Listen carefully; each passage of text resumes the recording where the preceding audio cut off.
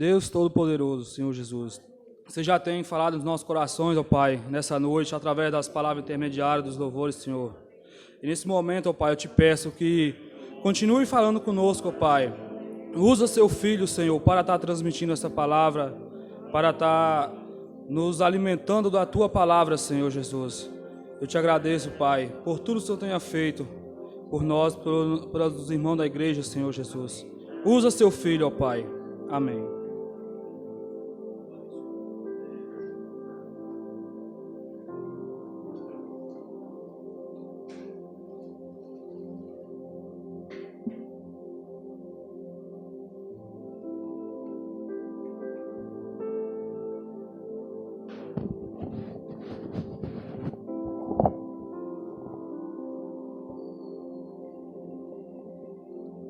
Graças a Deus.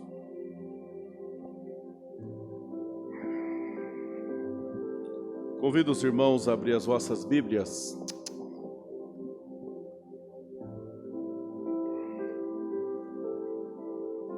Atos do Apóstolo, capítulo de número 16.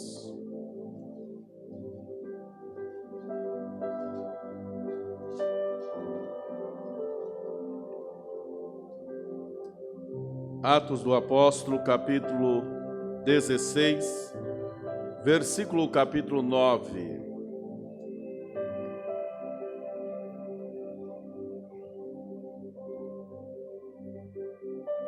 Amém? E Paulo teve de noite uma visão em que se apresentava um varão da Macedônia. Ele rogava, dizendo: passa a Macedônia e ajuda-nos.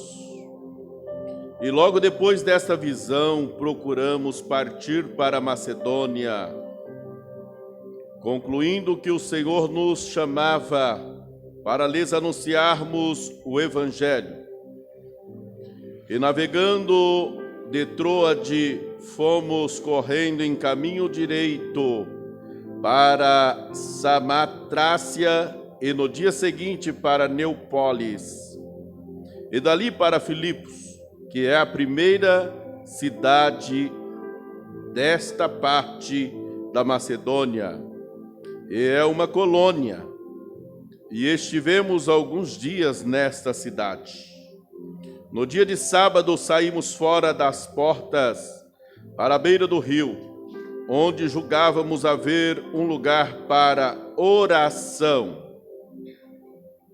E assentando-nos, falamos às mulheres que ali se ajuntaram.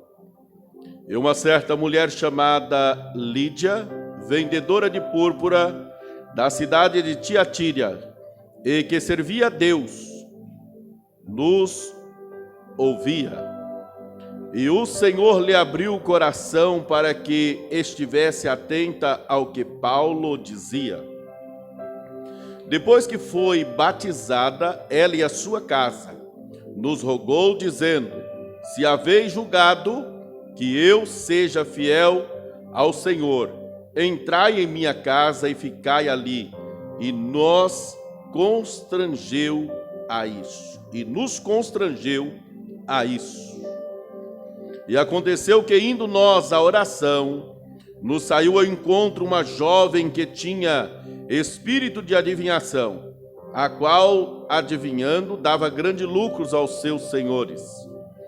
Esta, seguindo a Paulo e a nós, chamava, dizendo: estes homens que nos anunciam o caminho da salvação são servos do Deus Altíssimo. E isto fez ela por muitos dias. Mas Paulo, perturbado, voltou-se e disse ao Espírito: em nome de Jesus Cristo te mando que sai dela. E na mesma hora saiu, e vendo seus senhores que a esperança de seu lucro estava perdida, prenderam Paulo e Silas e os levaram à praça, à presença dos magistrados, e apresentando-os aos magistrados, disseram: este homem sendo judeus, perturbar a nossa cidade, e nos expõe costume que nos não é lícito receber nem praticar, visto que somos romanos. E a multidão se levantou unida contra eles, e os magistrados, rasgando-lhes as vestes, mandaram açoitá-los com varas. E havendo-lhes dado muitos açoites, os lançaram na prisão, mandando ao carcereiro que os guardasse com segurança, a qual, tendo recebido tal ordem, os lançou no cárcere interior e lhes segurou os pés no tronco. Perto da meia-noite, Paulo e Silas oravam e cantavam hinos a Deus, e os outros presos os escutavam. E de repente sobreveio um tão grande terremoto que os alicerces do cárcere se moveram e logo se abriram todas as portas e foram soltas as prisões de todos. Acordando carcereiros e vendo aberto as portas da prisão, tirou a espada e quis matar-se, cuidando que os presos já tinham fugido. Mas Paulo clamou com grande voz, dizendo: não te faça nenhum mal, que todo aqui estamos. E pedindo luz, saltou dentro e todo trêmulo o prostrou ante Paulo e Silas. E tirando para fora, disse: senhores, que é necessário que eu faça para me salvar? E eles disseram: crê no Senhor Jesus Cristo, e serás salvo tu e a tua casa. E lhes pregaram a palavra do Senhor, e todos os que estavam em casa, e tomando-o eles consigo naquela mesma hora da noite, lavou-lhes os vergões e logo foi batizado, ele e todos os seus. Amém? Os irmãos podem tomar os seus assentos.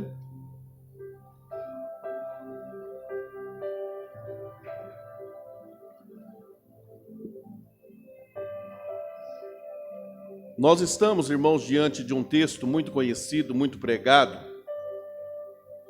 E dentro deste texto, capítulo 16, onde o apóstolo Paulo ele estava na sua segunda viagem missionária,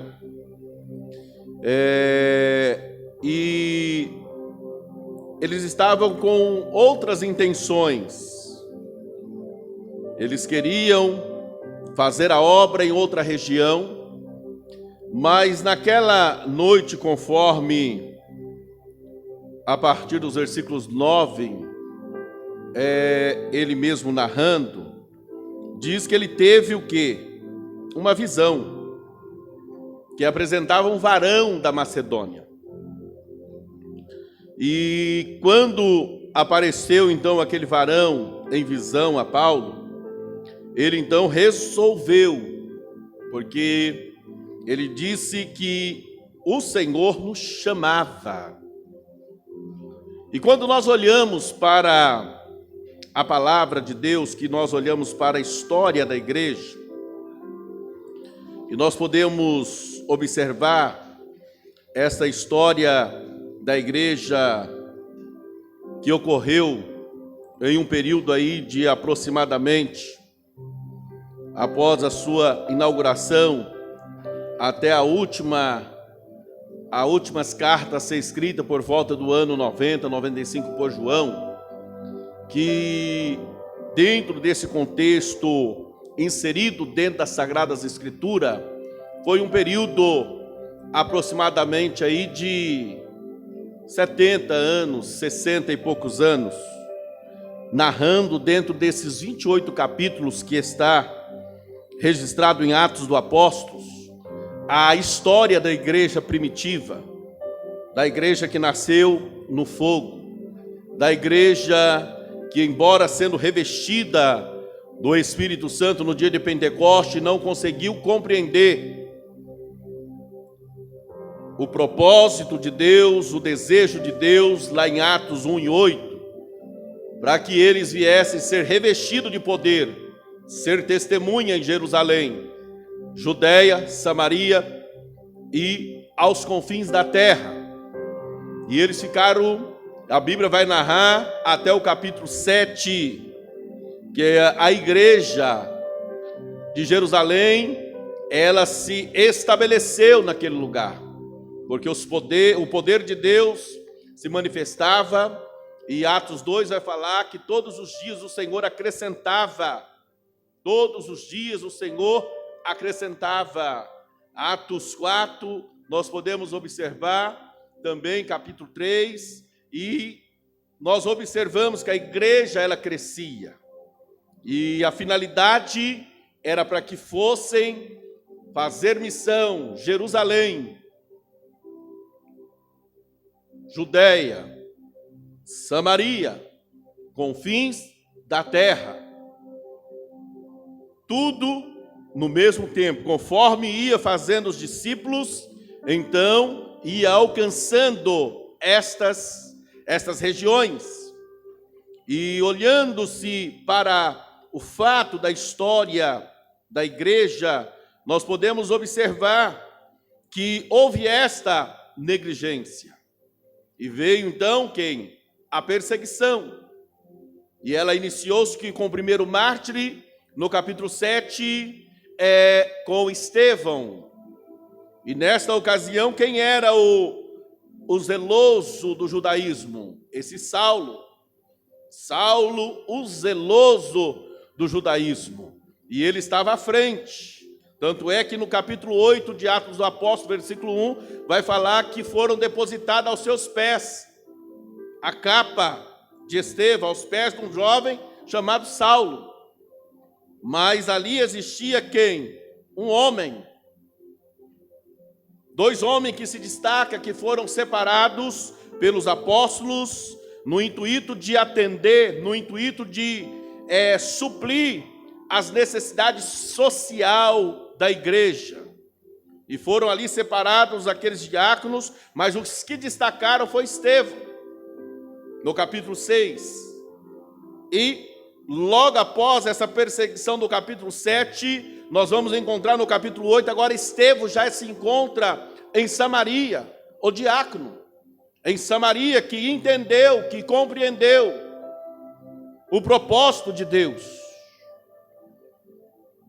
E através deste ato, nós podemos observar que o diácono Filipe está fazendo uma grande obra e chega ao conhecimento dos apóstolos que estão em Jerusalém, e eles descem para Jerusalém. Mas naquele momento, então, o Espírito Santo diz a Filipe, que está no auge, que está vivendo uma vida do evangelho expandindo, crescendo, manda ele ir até uma região chamada Gaza para esclarecer o evangelho a um homem.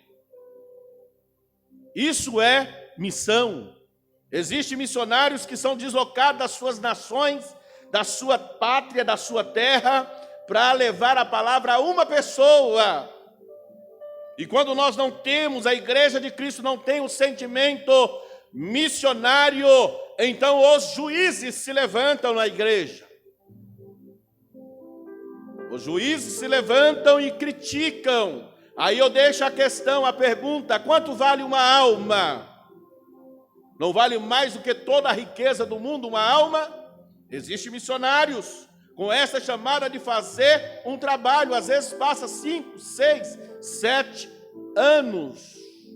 Nós sabemos a história de um missionário que esteve aqui na região da Bahia, num lugar aqui próximo de Salvador, que ele ficou 12 anos. 12 anos, só ele, a esposa e os filhos. Depois de 12 anos, então, que começou, e hoje tem um grande trabalho. Um grande trabalho. E agora Filipe, ele vai para onde? Para falar para um homem, um eunuco. E dali, o Senhor tinha tanta urgência lá no primeiro século. Imagina agora, na colheita final. Tanta urgência que trasladou Filipe a outro lugar. E depois você vai encontrar Filipe lá na frente, o evangelista. Quem foi que separou Filipe? Quem que levou ele à separação? Hoje muitas pessoas têm pendurado as suas harpas, têm têm enterrado seus talentos pelo fato só de uma coisa: preocupados com títulos.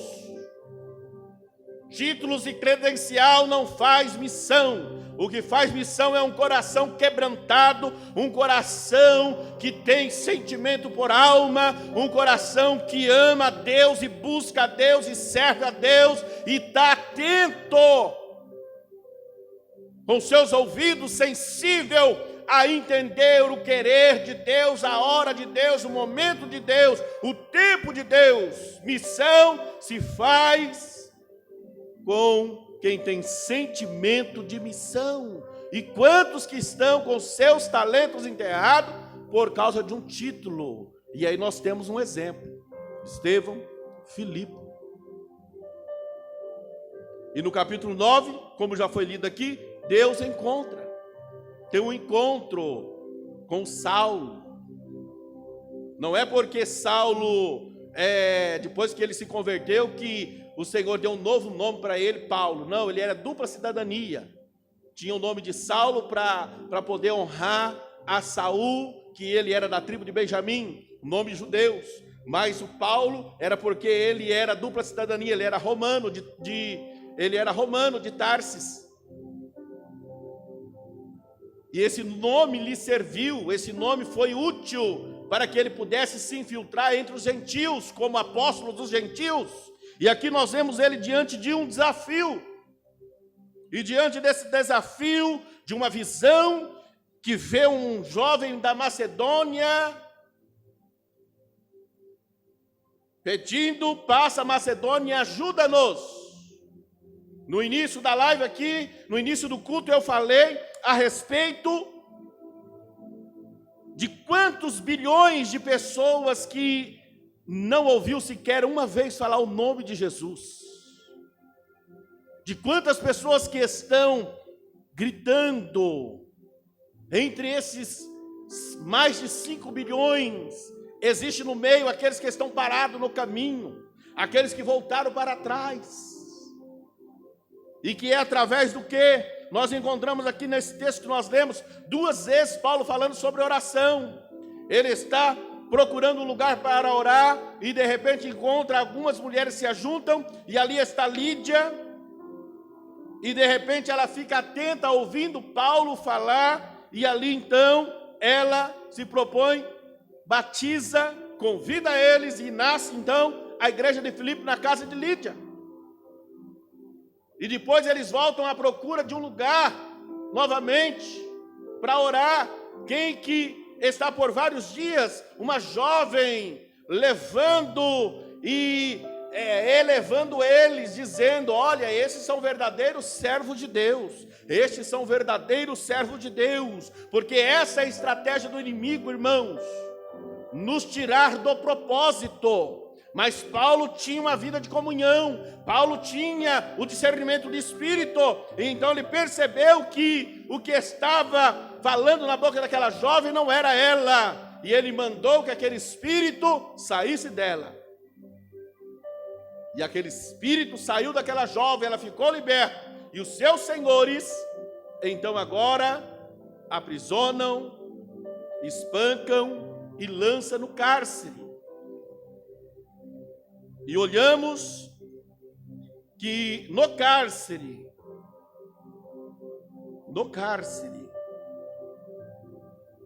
se eles não tivessem intimidade com Deus, por isso é necessário estarmos preparados, por isso a necessidade de estarmos cheios do Espírito Santo. Paulo ele passa da sua conversão até o capítulo 13, que o Espírito Santo diz: apartai para mim a Saulo e Barnabé para a obra ao qual tenho chamado, 14 anos. Mas nesses 14 anos ele deixou de fazer a obra? Não, ele fez a obra. Mas neste momento chegou o momento específico de Deus usá-lo. E ele já vinha vindo na segunda viagem missionária. E de repente naquela visão, se ele não tem experiência com Deus diante de uma situação dessa aqui, ele já ia murmurar. Ele já ia pôr a culpa no inimigo.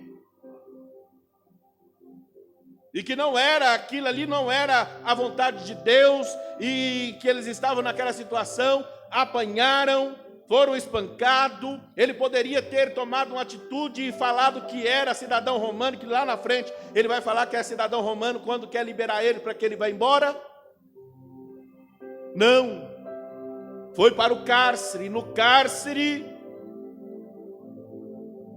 todo cheio de hematomas, cantava, orava e cantava, cantava e orava e cantava. A única forma de nós adquirirmos e de sermos vitoriosos na batalha é só dessa forma, não tem outro caminho. A vitória do crente está na adoração. A vitória do crente está na adoração, não importando circunstância.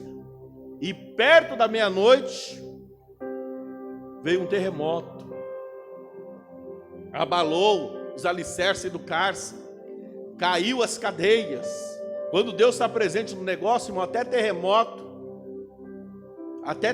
que ocorre, não há distúrbio, não há discórdia, não há nada de anormal, porque aonde esse Deus manifesta o seu poder é para transformar vidas, é para libertar vidas. E ali está um carcereiro, e ele bem sabia a regra do exército de Roma. Se ele deixasse um soldado aquele escapar, não só ele ia à forca, não só ele ia ser morto, toda a sua família. E por esse motivo ele tenta tirar a sua vida. E quando ele vai fazer isto, então Paulo fala para não fazer tal coisa. Tal coisa.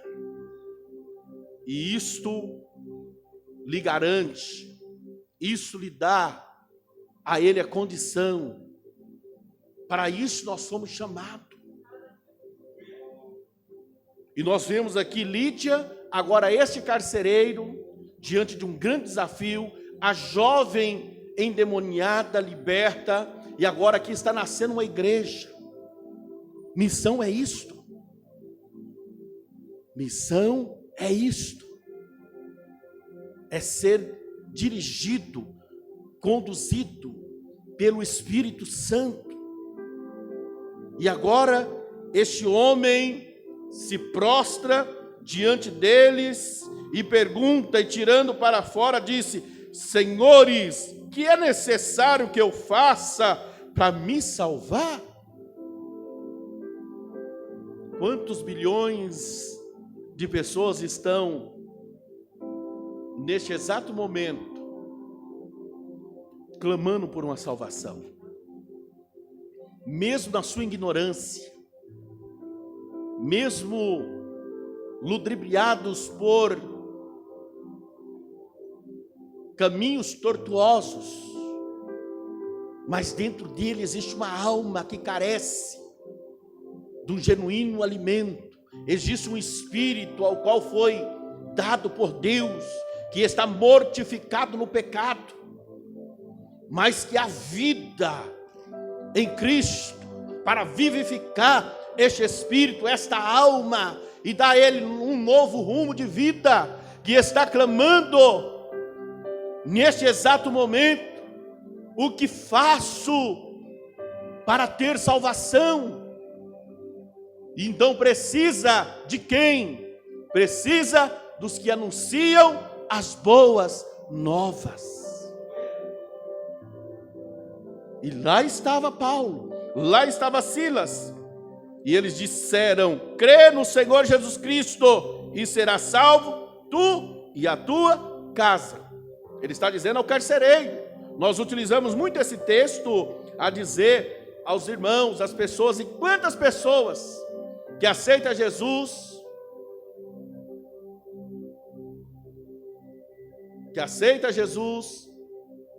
e acaba até mesmo partindo para a glória, e a sua casa não vem para o Evangelho, Porque ele está dizendo nesse texto aqui ao carcereiro. Nós usamos, ó irmão, crê no Senhor Jesus Cristo que vai ser salvo tu e a tua casa. Essa é a vontade de Deus, que todos os homens cheguem ao conhecimento da verdade. Mas ele está dizendo ao carcereiro, naquele exato momento, naquela hora aconteceu isto. Naquela noite, toda a casa dele foi salva. Batizaram. E a igreja ali de Filipe, ela então agora se estabelece. De todas as cartas que Paulo escreve, a igreja que praticamente só tinha 2 irmãs lá intrigadas, que ele vai escrever nessa carta que estava lá, que ele estava orientando para que se acerte. Mas uma das igrejas, agora ele sai de Filipe e vai para onde? Fazer a obra onde? Coríntios. Sai de uma cidade pequena para ir para uma cidade que na época deveria ter aí, aproximadamente aí, quase umas 700 mil pessoas. Sai de Filipe, de uma cidade pequena, para fazer a obra numa cidade grande. E chega lá, a igreja espiritualmente era uma das igrejas com praticamente os 9 dons manifestados dentro daquela igreja, mas uma igreja tremendamente problemática, ao qual Paulo não usufruiu sequer de 1 centavo daquela igreja. E nós vemos agora uma igreja pequena, a igreja de Filipos, mandando 2 vezes sustento ao apóstolo Paulo, a obra missionária. Isto é visão missionária. Mas a igreja de Corinto, uma igreja culta, uma igreja intelectual, que questionava tudo, não está inserida dentro desse aspecto. Aí nós vemos lá no capítulo 8 de Coríntios, uma igreja da Antioquia, uma igreja pobre, de maré, suplicando para enviar uma oferta, uma coleta aos irmãos da Judéia que estava em fome. O que faz essa diferença, irmãos, é nós rasgar o nosso coração e dizer: Senhor, faça de mim um missionário. Se eu não posso ir ao campo, mas que eu venha ser contribuinte. Se eu não posso contribuir, mas que eu seja intercessor. Eu seja, Senhor, um livro. Eu seja, Senhor, meu Deus, o testemunho vivo diante da sociedade. Mas tenha esse desejo de ser um missionário.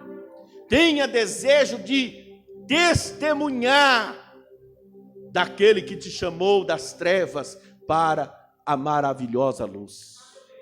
Porque nós vemos dentro desse ponto, se fôssemos analisar, está fora do tempo de Deus, fora do propósito de Deus. Essa perseguição aconteceu por causa disso daí. Mas Paulo persistiu, continuou adorando a Deus. As coisas estão travadas, parece que está tudo errado. Continue adorando a Deus, continue louvando a Deus. Se fez alguma coisa fora, arrependa-se. Saiu fora do trilho, arrependa-se. Não com remorso, arrependimento. E volta novamente à presença, que nele há esperança, nele há solução. Só nele há vida, só nele há palavra de vida.